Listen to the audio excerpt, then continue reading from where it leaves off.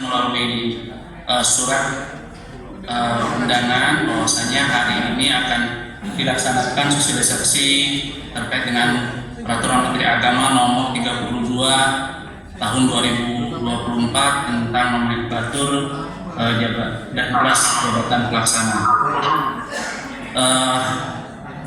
Mungkin untuk mempersingkat waktu, marilah kita buka acaranya dengan sama-sama baca basmalah. Bismillahirrahmanirrahim. Kepada Bapak Dr. Nurdin dipersilakan. Baik, terima kasih. Assalamualaikum warahmatullahi wabarakatuh. Waalaikumsalam. Selamat pagi, salam sejahtera sekalian. Halo, Pak Biasu. Saya selamat pagi dan tadi para semoga atau wilayah ya dan agama sudah di lingkungan kantor dan agama kabupaten kota dan juga para pejabat fungsional sebelumnya yang hadir pada kesempatan sosialisasi Peraturan Menteri Agama Nomor 32 Tahun 2024. Bapak Ibu sekalian, dalam kesempatan ini mari kita sama-sama kita panjatkan bersyukur kepada Allah SWT. Suara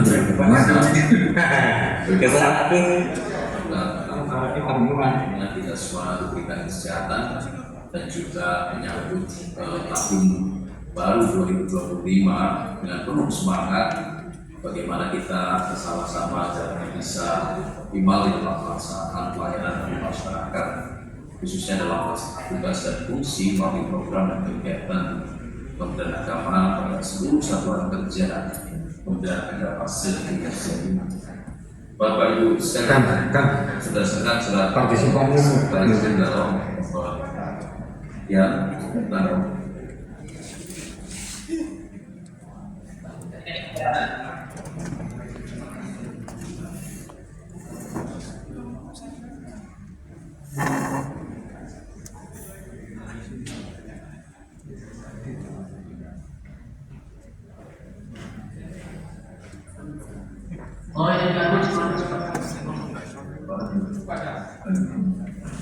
baik, sekarang ini berdasarkan surat Sekretaris Jenderal ya tanggal 8 Januari 2024 perihal tindak lanjut Peraturan Menteri Agama Nomor 32 Tahun 2024 dan juga Peraturan Menteri Agama Nomor 33 Tahun 2024. Saya ingin sampaikan beberapa hal berikut. Yang pertama,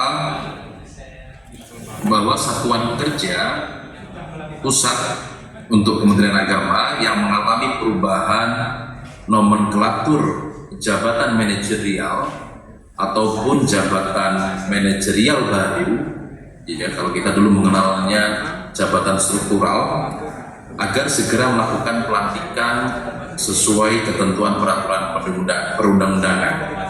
Jadi di dalam Peraturan Menteri Agama Nomor 33 Tahun 2024 tentang organisasi dan tata kerja Kementerian Agama memang terdapat beberapa jabatan manajerial atau jabatan struktural yang mengalami perubahan nomenklatur ataupun terdapat jabatan baru. Ini mohon untuk segera pimpinan satuan kerja melaksanakan pengukuhan kalau misalnya nomenklaturnya berubah ataupun pengisian jabatan melalui pelantikan bagi jabatan yang baru.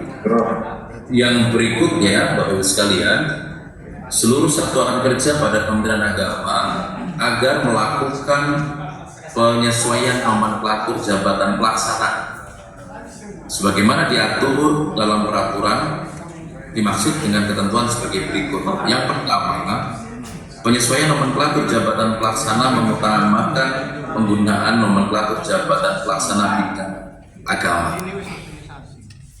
Jumlah jabatan pelaksana sebelumnya, ya ini nama jabatan pelaksananya sebelumnya ada 622.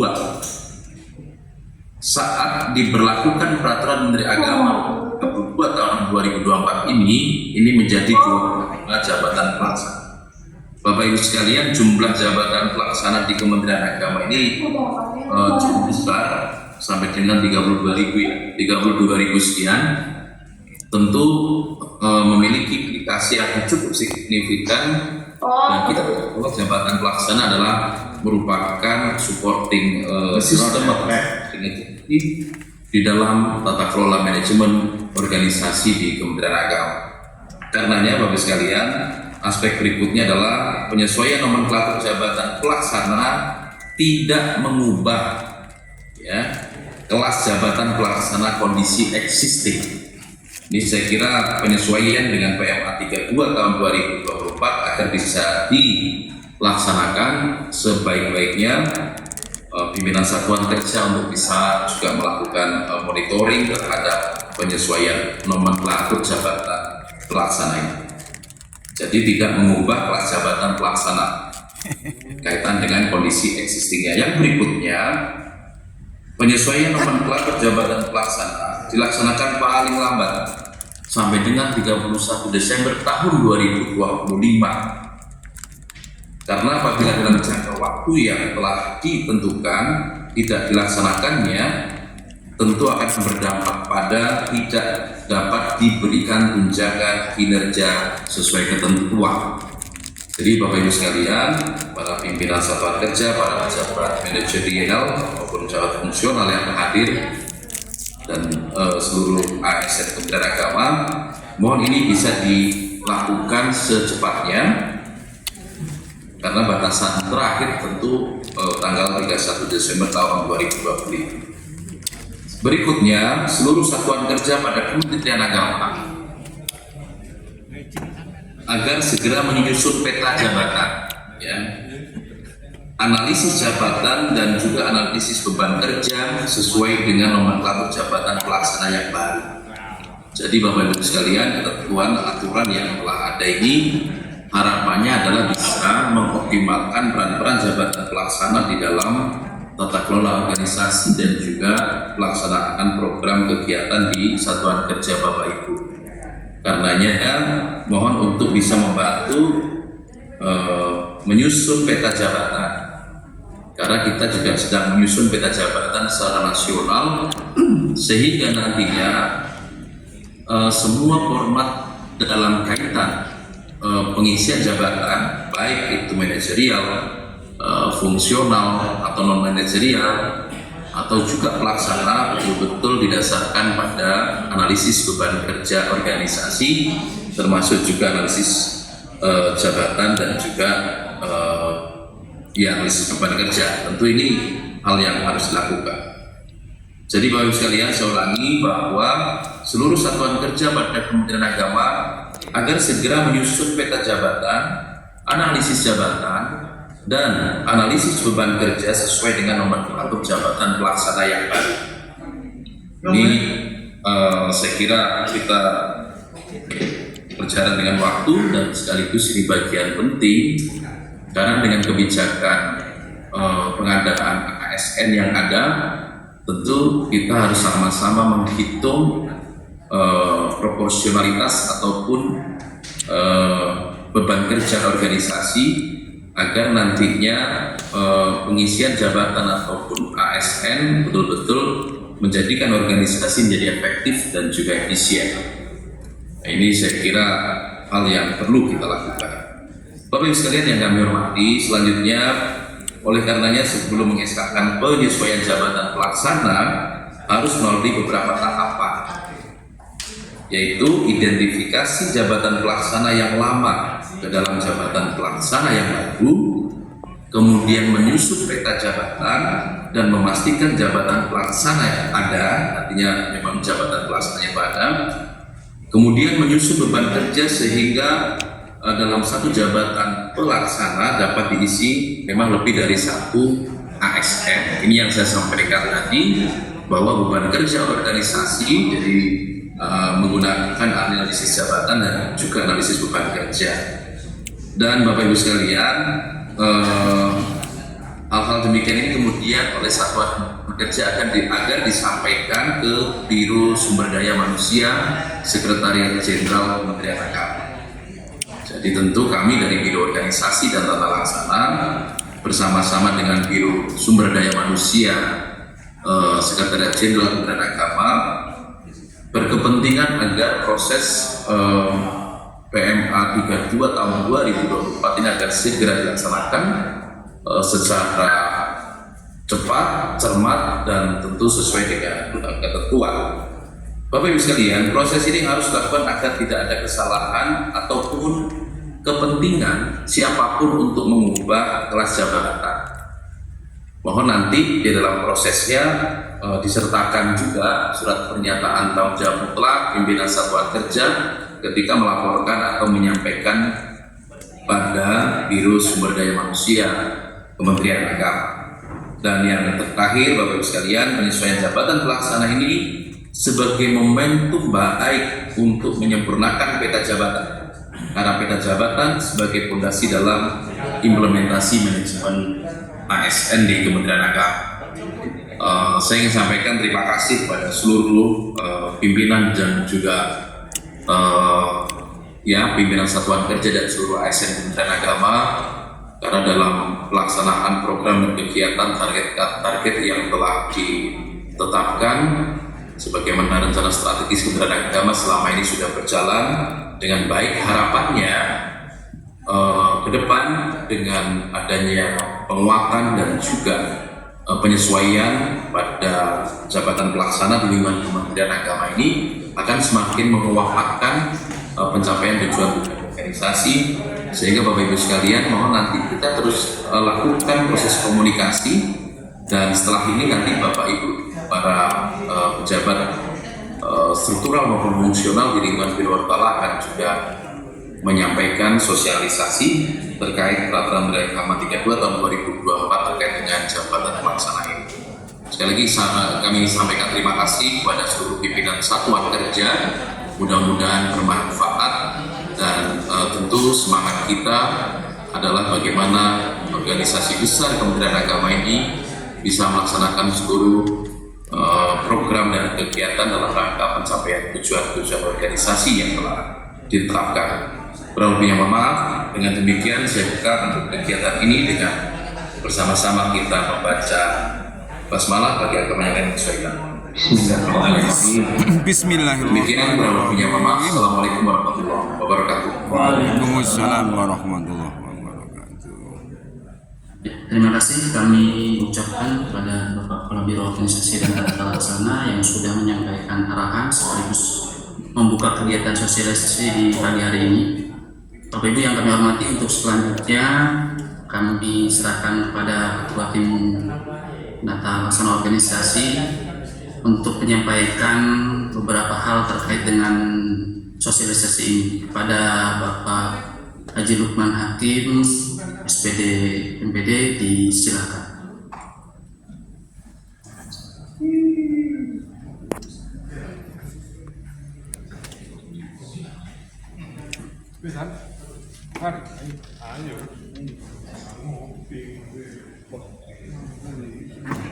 Bismillahirrahmanirrahim. Assalamualaikum warahmatullahi wabarakatuh.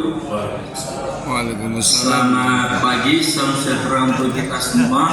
Om Swastiastu, Namo Buddhaya. Yang sama-sama kita hormati Bapak Kepala Biro Organisasi dan Tata Laksana, yang kami hormati para pimpinan Satker baik di tingkat Kanwil maupun di Kankemen Kabupaten Kota ataupun di KUA dan di Madrasah Negeri. Suaranya bisa terdengar Bapak Ibu ya? Baik. Bisa. Ya. Yang pertama yang perlu kami sampaikan, terima kasih atas perhatian Bapak Ibu sekalian dalam acara sosialisasi ini. Kemudian yang kedua, selamat Hari Amal Bakti Kementerian Agama Indonesia yang ke-79. Semoga cita-cita para pendiri kementerian bisa terlaksana dengan tangan-tangan kita sendiri atau dengan kinerja yang sudah kita buktikan. Baik, terkait dengan apa yang sudah disampaikan oleh Kepala Biro Ortala tadi, apa yang harus kita lakukan, saya kira kita sudah mendengar bahwa substansi dari sosialisasi ini adalah bagaimana kita menyiapkan perangkat bukan hanya sekedar mengeskakan, tetapi harus dicermati betul nama jabatan, peta jabatan, dan beban kerjanya, sehingga nanti dalam peng-SK-an tidak ada kesalahan sedikit pun. Jadi itu yang pertama. Jadi terbitnya PMA 32 Bapak sekalian di Kementerian Agama ini ada beberapa proses yang panjang. Jadi tadi sudah disampaikan dari yang sebelumnya ada 622, sekarang hanya menjadi 25 jabatan pelaksana. Jadi inilah perjalanan jabatan pelaksana yang sangat panjang. Di Kementerian Agama sendiri sudah beberapa kali mengeluarkan peraturan menteri. Lanjut. Mulai dari tahun 2013, 2014, 2018 sampai 2022 hingga 2024 ini, yaitu PMA 32 2024. Jadi PMA 32 ini Bapak sekalian, ini memang hasil turunan dari Permenpan 41, karena secara prinsip itu juga sudah didukung atau sudah kita usulkan terkait dengan jabatan pelaksana agama yang sudah terakomodir dalam Permenpan 1103. Jadi secara umum simplifikasi ini memang amanat dari Permenpan 1 terkait dengan jabatan fungsional, termasuk dalamnya adalah juga jabatan pelaksana, yang semua jabatan itu adalah simplifikasi jabatan, sehingga satu jabatan itu bisa dilakukan untuk apa saja, karena memenuhi dari ekspektasi unit organisasi. Karena ke depan Bapak sekalian tugas kementerian itu sangat banyak, sangat kompleks, sehingga perlu satu orang yang menangani beberapa kompetensi. Paling tidak itu ada 3-4 kompetensi yang harus dia kuasai, kompetensi teknisnya. Nah, terkait dengan dampak terbitnya PMA ini berikut, setiap satker memang harus sudah menyesuaikan. Tadi sudah disampaikan saya kira dari arahan dari Pak Kepala Biro Ortala tadi di PMA 32 ini. Jadi jabatan pelaksana itu mungkin sudah banyak yang sudah membaca. Satu itu terkait dengan klasifikasi. Berikut. Klasifikasi ini ada 3 saya kira. Jabatan pelaksana mulai dari perak, kemudian operator, dan teknis. Jabatan pelaksana ini terkait dengan kesamaan karakteristik, mekanisme, dan pola kerja. Nah, karakteristik sendiri itu terkait dengan ruang lingkup, tugas jabatan, dan jenis serta tanggung jawab pekerjaan. Sehingga karakteristik ini menjadi pembeda antara klasifikasi satu dengan yang lain. Mekanisme dan pola kerja pun demikian. Itu juga terkait dengan proses dan cara kerja dalam menjalankan tugas. Karena setiap jabatan itu ada pola kerja yang berbeda antara satu dan yang lainnya. Ada pekerjaan yang berpikir terus, ada pekerjaan yang memang menggunakan fisik, bahkan ada juga pekerjaan menggunakan dua-duanya. Jadi untuk itu perlu kita pahami bersama terkait dengan karakteristik, mekanisme, dan pola kerja. Jadi klasifikasi, ada 3 klasifikasi itu berisikan nomor jabatan yang saya kira ada di 25 itu. Nah, Bapak Ibu sekalian yang kami hormati, nomenklatur jabatan pelaksana itu bisa diusulkan.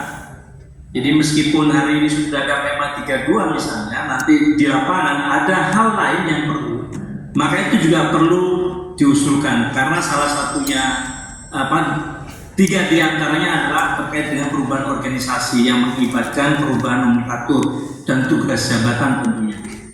Kemudian adanya penambahan atau penghapusan tugas jabatan dan hal lain yang terkait dengan adanya perubahan informasi faktor jabatan yang mengakibatkan perubahan nilai dan kelas jabatan ini perlu juga diusulkan. Dan usulan itu ada beberapa yang harus dilakukan, mulai dari klasifikasi, nomenklatur, tugas jabatan sampai kepada informasi faktor jabatan yang menentukan nilai dan kelas jabatan. Berikut ketika usulan Bapak Ibu sekalian itu memang harus disampaikan oleh pemimpin satuan kerja kepada sekretaris jenderal melalui Biro Ortal. Setelah itu Menteri menetapkan nomenklatur jabatan ya berdasarkan usulan setelah mendapat persetujuan dari Menteri yang menyelenggarakan urusan pemerintah di bidang aparatur negara. Nah, kemudian nomenklatur jabatan pelaksana ini digunakan untuk menyusun dan menentukan kebutuhan, menentukan kelas jabatan, pengembangan karir, pengembangan kompetensi, penilaian kinerja, penggajian dan tunjangan serta pemberhentian. Jadi ini nanti masuk di dalam aspek manajemen ASN, karena dari nomenklatur jabatan ini memang turunan dari tugas dan fungsi di jabatan manajerial. Nah, kemudian selanjutnya pengangkatan Japel itu pengangkatan pegawai dalam jabatan pelaksana oleh Menteri sesuai dengan formasi kebutuhan jabatan pelaksana yang ditetapkan oleh Menteri yang menyelenggarakan urusan pemerintahan di bidang pendayagunaan aparatur negara. Nah, Menteri sendiri juga mendelegasikan wewenang pengangkatan ASN dalam Japel kepada pejabat yang berwenang sesuai dengan ketentuan peraturan perundang-undangan. Untuk pengangkatan jabatan pelaksana dengan nomenklatur pengelola umum operasional ini hanya dilakukan melalui pengangkatan dengan mekanisme P3K. Ini untuk anggaran tahun 2024 kemudian diperpanjang sampai Januari 2025. Ini hanya khusus bagi P3K yang masih belum memenuhi kualifikasi SMA atau sekolah menengah. Jadi ini khusus nomor 3 ini. Nah, kemudian pegawai ASN yang diberhentikan dari jabatan pimpinan tinggi, administrator dan pengawas ataupun dari jabatan fungsional diangkat dalam jabatan pelaksana sesuai dengan peraturan perundang-undangan. Berikutnya penyesuaian nomenklatur jabatan, Bapak sekalian. Itu nanti terkait dengan kelas jabatan. Jadi penentuan kelas jabatan ini memang hasil evaluasi jabatan yang memang sudah beberapa kali dilakukan validasi oleh Menpan RB. Kemudian kelas jabatan ini adalah menentukan besaran tunjangan kinerja yang diberikan sesuai ketentuan peraturan perundang-undangan. Dan kelas jabatan dapat ditinjau dan diubah setelah mendapat persetujuan dari Menpan RB. Lalu setelah itu, Bapak sekalian, kita harus menyesuaikan nomenklatur jabatan pelaksana dari yang lama menjadi yang baru sesuai dengan PMA 32 ini. Jadi yang pertama, Satker menyesuaikan nomenklatur jabatan pelaksana sesuai ketentuan peraturan perundang-undangan. Nah, penyesuaian nomenklatur jabatan pelaksana dilaksanakan sesuai dengan peta jabatan dan analisis beban kerja. Kalau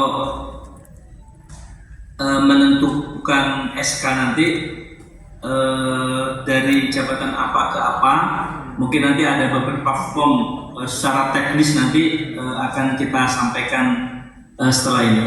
Nah, dalam hal terdapat jabatan yang lowong pada satker lain, pengisian jabatan dapat dilakukan sesuai dengan peta jabatan dan analisis beban kerja. Kemudian yang keempat, penyesuaian nomenklatur digunakan sebagai pembayaran kinerja, penyesuaian analisis jabatan dan analisis beban kerja dan peta jabatan, kemudian penyusunan formasi kebutuhan ASN.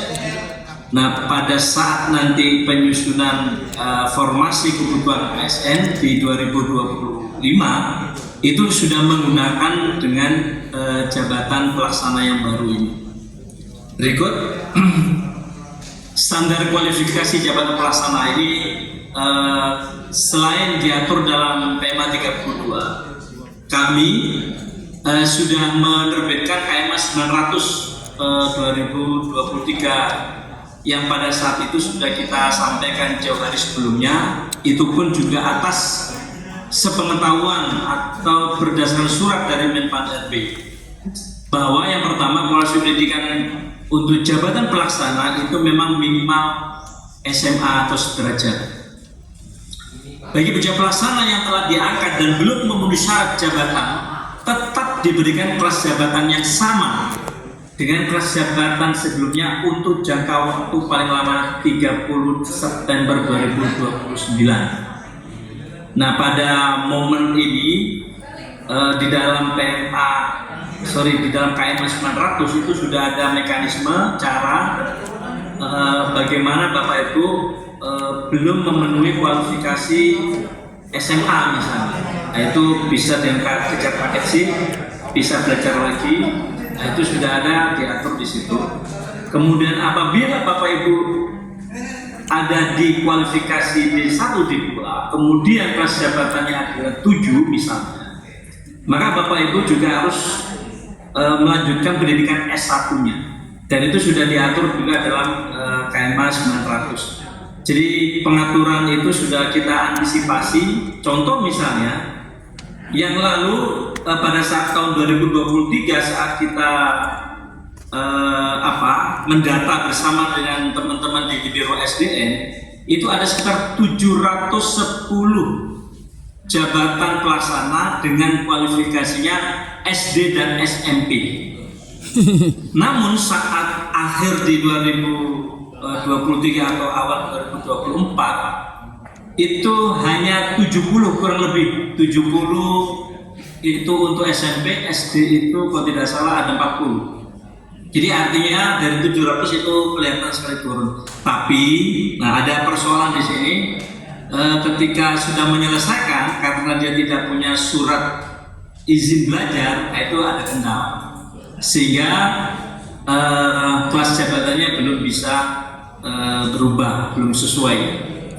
Berikutnya, dalam hal jika waktu telah terlewati dan syarat jabatan belum terpenuhi, pejabat pelaksana diangkat dalam jabatan dengan syarat jabatan sesuai dengan kualifikasi pendidikan dan kompetensi yang dimiliki. Jadi nanti kalau sudah diberi waktu sampai 30 September 2029 belum terpenuhi juga syarat tersebut, ya maka akan disesuaikan dengan syarat dan kualifikasi yang dimiliki. Lalu PNS dengan kualifikasi dengan D1, D2, dan D3 yang menduduki nomenklatur jabatan pelaksana dengan kelas jabatan 7 wajib menyesuaikan kualifikasi pendidikan S1 dengan batas waktu diberikan paling lama 6 tahun. PNS yang memiliki kualifikasi dengan S1 atau kualifikasi pendidikan di atas standar minimal menduduki jabatan pelaksana dan kelas jabatan di bawah 7, ini memang harus dengan pertimbangan kompetensi, kinerja, dan disiplin pegawai. Karena ini mungkin terjadi karena ada pelanggaran disiplin, sehingga yang bersangkutan dari jabatan yang kelas 7 mungkin diturunkan ke 6 atau ke 5 dan seterusnya. Mungkin kasusnya seperti itu. Nah, kemudian PNS yang masih batas usia pensiun kurang dari 3 tahun sesuai dengan tanggalnya tetap didudukkan pada nomenklatur jabatan pelaksana yang sedang diduduki. Jadi ini sebagai bahan apresiasi atau pertimbangan karena yang bersangkutan sudah sekian tahun mengabdi, mungkin ya sesuai dengan kedudukan terakhir di jabatan itu. Berikutnya, nah ini yang terkait dengan penataan, kita tidak membahas di atas, tapi jabel yang dapat digunakan, jabel yang dapat digunakan ASN Kementerian Agama itu ada 25. Jadi ada klerek itu ada 16 ya. Jadi yang penelitian teknis kebijakan, pengolah data dan informasi, pengadministrasi perkantoran, pengembang buku elektronik, penata keprotokolan, pengolah keprotokolan, penata kelola hukum dan perundang-undangan, penyusun materi hukum dan perundang-undangan, penata kelola sistem dan teknologi informasi, penata kelola jaminan hukum halal, penata kelola madrasah agama dan pendidikan keagamaan, pengawas lembaga ibadah haji khusus dan umroh, pembimbing teknis urusan agama, penata kelola beragama, penata hisab rukyat, dan penata kelola zakat dan wakaf.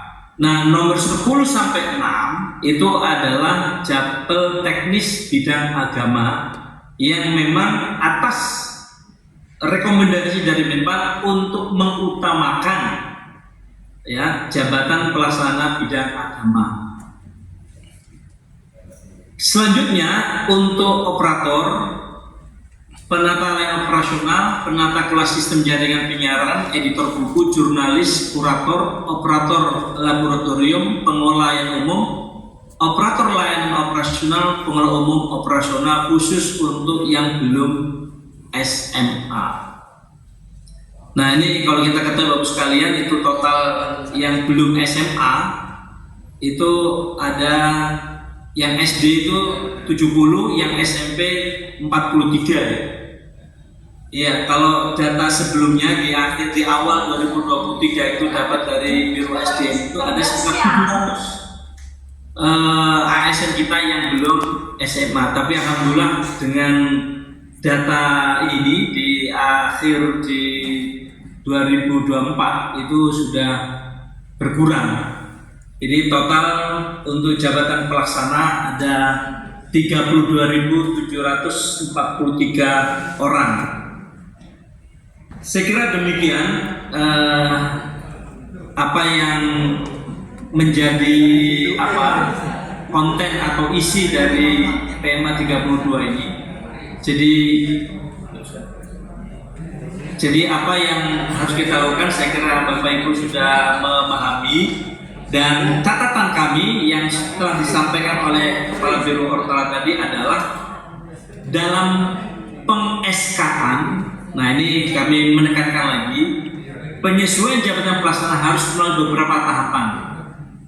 Yang pertama harus ada identifikasi jabatan pelaksana yang lama, kemudian ke jabatan yang baru.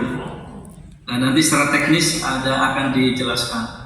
Kemudian menyusun peta jabatan dan memastikan jabatan pelaksananya ada di situ. Kemudian menyusun beban kerja.